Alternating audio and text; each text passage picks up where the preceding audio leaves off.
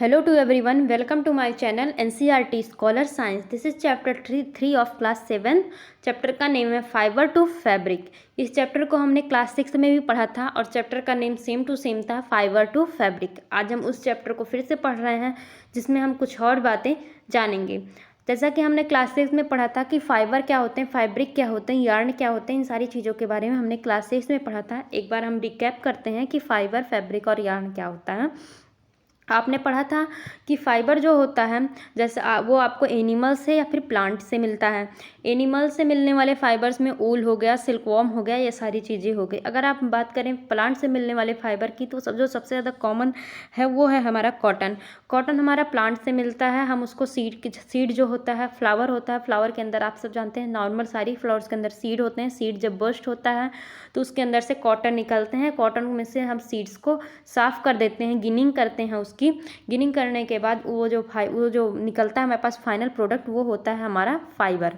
क्या बोलते हैं उसे? फाइबर। फाइबर जो हम होता है हमारा रॉ मटेरियल होता है। हम कई सारे फाइबर्स को एक साथ अटैच करके हम बनाते हैं यार्न, जिसको आप बोलते हैं धागा, या फिर आप उसको रील भी बोलते हैं। रील में से धागा लगा हुआ आता है, आप यूज करते हैं। जो आप नीडल के अंदर डालते हैं, नीडल की आई के अंदर डालते हैं, वैसा यार्न या फिर धागा बनता है। फिर कई सारे धागों से मिलाकर हमारा बनता है फैब्रिक। फैब्रिक बनता है कई सारे धागों से मिलाकर हमारा फैब्रिक बनता है। जैसा कि आप शॉप पे जाते होंगे, बड़े बड़े कपड़ों के बंडल रखे रहते होंगे, फिर आप उनमें से जाते होंगे, आपको जितना भी कपड़ा चाहिए होता होगा 2 मीटर 3 मीटर आप उनमें से ले देते हैं। फिर आप उनको दोबारा से स्टिच करके आप अपने लिए ड्रेस तैयार करवाते हैं। तो फाइबर से बनता है यार्न, फिर यार्न से बनता है हमारा फैब्रिक। नाउ फिर स्टार्ट करते हैं आज इस चैप्टर में हमें क्या पढ़ना है। In class 6 you have learn about some fibres obtained from plant. आपने क्लास 6 में फाइबर्स के बारे में पढ़ा था जो प्लांट से मिलते हैं, एनिमल से मिलते हैं। Wool is obtained from fleece of sheep और याक। ऊल किससे मिलता है? फ्लीस यानी कि जो वही हेयर होता है एनिमल्स के ऊपर, उसी हेयर को हम फ्लीस बोलते हैं। वो हमें सीप या याक के फ्लीस या हेयर से मिलता है। सिल्क हमें कोकून से मिलता है, जो सिल्क वॉर्म होता है। Are you aware of these fibers are converted into woolen yarn that we buy from the market to knit sweater? Do you have any idea? In silk fibers are made into silk which is woven into sarees. यहाँ से बात आती है हमारी animal fibre की। Animal fibre में हमारे सबसे पहले हम बात करेंगे ऊल की, यानी ऊन की। ऊल हमें कहाँ से मिलता है? सीप से मिलता है, गोट से मिलता है, याक से मिलता है और कुछ अदर एनिमल से मिलता है। जो ऊल एल्डिंग एनिमल्स होते हैं उनकी बॉडी पे कुछ हेयर्स होते हैं। वो हेयर्स क्या करते हैं? जो हेयर्स होते हैं वो काफ़ी ज़्यादा थिक होते हैं और पुअर कंडक्टर ऑफ हीट होते हैं, जिससे उन्हें क्या होता है, ठंड के टाइम में उन्हें ठंड नहीं लगती है, उन्हें ठंड से राहत रहती है, उनकी बॉडी जो होती है वार्म रहती है। यहाँ से बात आती है एक्टिविटी 3.1 दिया है, ये ऐसे ही है। हम बात करते हैं animal that yield wool. Several breeds of sheeps are form in different parts of our country. Breeds का मतलब कहते हैं जैसे कि वैरायटी होता है। जैसे आप ब्रीड की बात करेंगे तो कई सारी वैरायटी पाई जाती है। जैसे गाय भैंस सारी चीज़ों में कई सारी वैरायटीज़ पाई जाती हैं। जैसे कि आप सब्जियों की बात करते हैं, ऐसे मतलब हर चीज़ों में भी वैरायटी पाई जाती है। द फ्लीस ऑफ सीप is not only a source of wool because the wool is commonly available in the market is सीप वूल. The fleece of sheep is not the only source of wool. The wool is commonly available in the market of sheep wool. Yak wool is commonly in Tibet and Ladakh. जो हमारा सीप के hairs होते हैं उनसे ऊल बनती है, याक के हेयर से भी ऊल बनती है, जो कि तिब्बत और लद्दाख में काफ़ी मिलती है। Mohair is obtained from angora goats. अब अंगोरा गोट्स से भी मोहैर मिलती है, found in hilly region of such as Jammu and Kashmir. ये गोट्स, अंगोरा गोट्स कहाँ पे पाई जाती हैं? जम्मू एंड कश्मीर के हिल वाले रीजन में पाई जाती हैं। ऊल कहाँ से मिलता? और गोट के हेयर से मिलता है, और जो कश्मीरी गोट होती हैं उनके हेयर से भी मिलता है। It is woven into fine shawls called pashmina shawls. इनसे क्या बनती है? इनसे जो सॉल्स बनती है उनको हम बोलते हैं pashmina shawls. The fur on the body of camels is also use as wool. जो कैमल यानी ऊँट की बॉडी पे जो फर होते हैं यानी हेयर होते हैं उनसे भी ऊल बनता है। इस तरह बहुत सारे ऊल यील्डिंग एनिमल्स होते हैं। यहाँ पे हमें ये डिफरेंट ऊल यील्डिंग एनिमल्स के बारे में क्यों बताया जा रहा है? क्योंकि जो एनिमल्स होते हैं ऊल तो हमें कैमल से भी मिलता है, ऊल हमें अंगोरा गोट से भी मिलता है, याक से भी मिलता है, सीप से भी मिलता है, लेकिन इनकी जो ऊल की क्वालिटी होती है ना वो डिफरेंट होती है। जैसे कि अगर हम बात करें कि कश्मीरी गोट वाले जो शॉल यहाँ पे बताएगी पश्मीना शॉल, तो वो बहुत ही अच्छी क्वालिटी की शॉल होती है। इस तरह जो डिफरेंट एनिमल्स हैं इनसे ऊल तो हमें मिलते हैं, लेकिन इनकी ऊल की क्वालिटी जो होती है वो डिफरेंट होती है। एक्टिविटी यहाँ पे दी गई है, collect picture of animals whose hair is used as wool, stick them in your scrap book, if you are unable to get pictures try. तो आपको ऐसे एनिमल्स के पिक्चर को कलेक्ट करना है जो हमें ऊल देते हैं, फिर उन्हें अपने एक स्क्रैप बुक में पेस्ट करना है। फ्रॉम फाइबर्स टू ऊल, अब बात आती है फाइबर से हम ऊल तक कैसे पहुँचे, यानी कि जो एनिमल से फाइबर मिले, ऊल के जो फाइबर्स थे उनसे यार्न बना, यहाँ से मतलब जो भी ऊल बना उससे हम कहाँ तक कैसे पहुँचे। फॉर ऑब्टेनिंग ऊल सीप आर रियर्ड, अब जो ऊल से हमें जो है क्या कहते हैं ऊल मिलता है तो सीप से मिलता है, तो सीप को क्या करते हैं लोग पालते हैं क्योंकि उससे प्रॉफिट होता है उनका। सीप को क्या करते हैं रियर्ड करते हैं। उसके बाद जब उनके हेयर्स बड़े बड़े हो जाते हैं तो उनको हेयर्स को कट करते हैं और ऊल बनाने की प्रोसेस स्टार्ट करते हैं। तो इस पूरी प्रोसेस में ऊल को पाने की प्रोसेस में सबसे पहला काम क्या है, सीप को रियरिंग करना, यानी उन्हें पालना, ब्रीडिंग करना। If you have travel to the hills in Jammu and Kashmir, Himachal Pradesh and Uttaranchal, Arunachal Pradesh and Sikkim, और the plains of Haryana, Punjab, Rajasthan and Gujarat, you can see sheep herds taking their herds of sheep for grazing. अगर आप इन सारे एरियाज में जम्मू कश्मीर, हिमाचल, अरुणाचल, सिक्किम, प्लेन ऑफ हरियाणा, हरियाणा के मैदानी भागों में, पंजाब, राजस्थान, इन सारी जगहों पे आप देखेंगे तो जो sheep herds होते हैं, यानी जो sheep herds मतलब जो सीप को पालते हैं, उन लोगों को आप देखेंगे कि वो ग्रेज कराने के लिए, यानी हर्ड मीन्स झुंड, भेड़ों के झुंड को लेके वो चराने निकले रहते हैं। सीप क्या होती हैं, वो हर्बीवोरस होती हैं। हर्बीवोरस मीन्स वो घास फूस हरी चीज़ों को खाना पसंद करती हैं। Apart from grazing sheep, rearers also feed them on a mixture of pulses. जो इनके रियर जो इनको पालते हैं उसको घास के अलावा उनको pulses, corn, jowar, oil cakes means जो तेल निकालने के बाद मस्टर्ड सीड्स वगैरह से जिस भी ऑयल निकालने के बाद जो वेस्ट प्रोडक्ट बचता है उसे सीप को खिलाते हैं। In winter sheeps are kept indoor and fed on leaves, grain and dry fodder. Winter के सीजन में सीप को अंदर रखते हैं और उन्हें वो लीव्स, ग्रेन या फिर ड्राई फॉडर, सूखा चारा खिलाते हैं।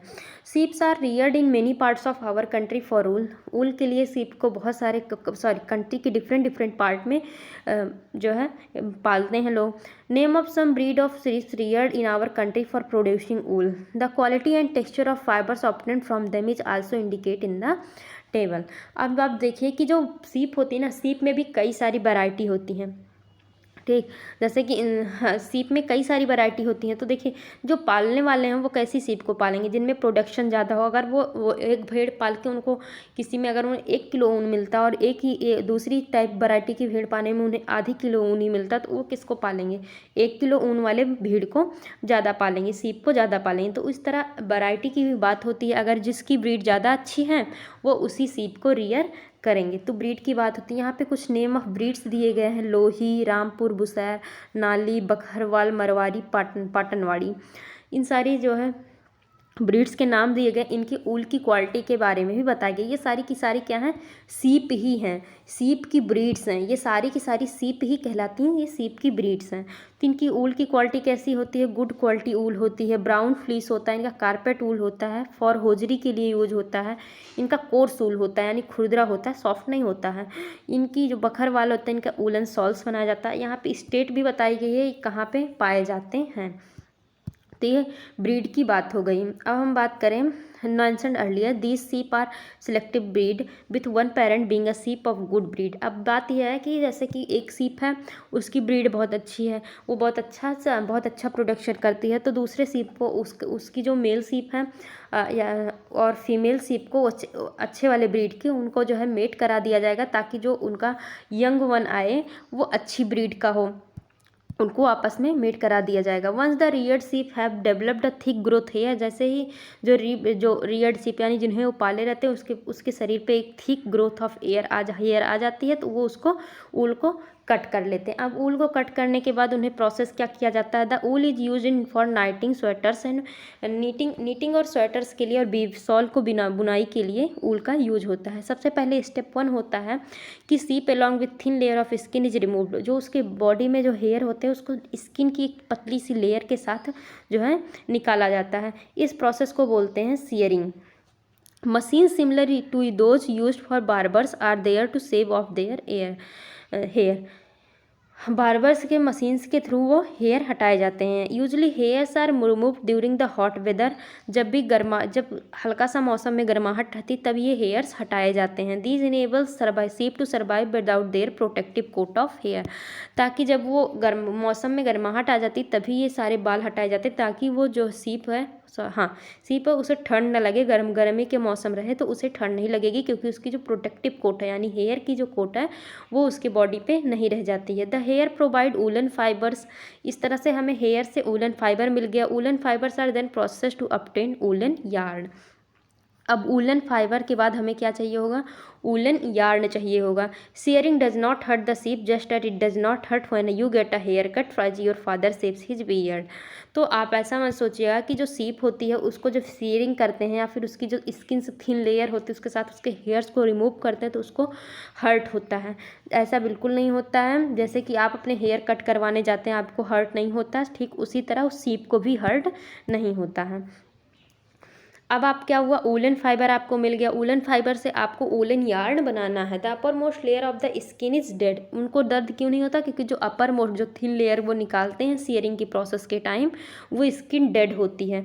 द हेयर सीप, और उसके बाद जब सीप होता है उसके हेयर जैसे आपके हेयर्स रिग्रोथ होते हैं, आपके हेयर्स फिर से बढ़ जाते हैं, उसी तरह सीप के भी हेयर्स फिर से बढ़ते हैं। अब आपको वूलन फाइबर से वूलन यार्न बनाना है। तो जो सीयर्ड स्किन है विथ हेयर इज थोड़ी wash in tanks, removed grease, dust and dirt, this is called scouring. अब उन्होंने क्या किया, जो वूलन फाइबर निकला उसको साफ़ किया उन्होंने, जो ग्रीस या डस्ट या धूल मिट्टी जो भी लगा था उसको साफ़ किया। अब ये प्रोसेस स्कोरिंग की प्रोसेस मशीन से की जाती है। इसके बाद उन्होंने सॉर्टिंग का टाइम आता है। स्टेप 3 क्या होता है, सॉर्टिंग का। The hairy skin is sent to be factory where hair of different texture are separated और सॉर्टेड। यहाँ पे जाने के बाद सॉर्टिंग होता है, क्योंकि जो हेयर्स होते हैं उनकी स्किन पे भी वो भी बहुत तरीके से होंगे। कोई हेयर्स होंगे जो बहुत पहले के रहे होंगे, वो पूरी ग्रोथ कर लिए होंगे, लंबे से होंगे और मोटे होंगे। कुछ अभी नए ही रहे होंगे तो वो थिन रहे होंगे, सॉफ्ट रहे होंगे। तो इस तरह वो जो वैरायटी होती है, जो टेक्सचर होता है उसके अकॉर्डिंग उसको वो सॉर्ट करते हैं, यानी कि छांट के अलग अलग रखते हैं। The small fluffy fibres called burrs are picked out from the hair. These are the same burrs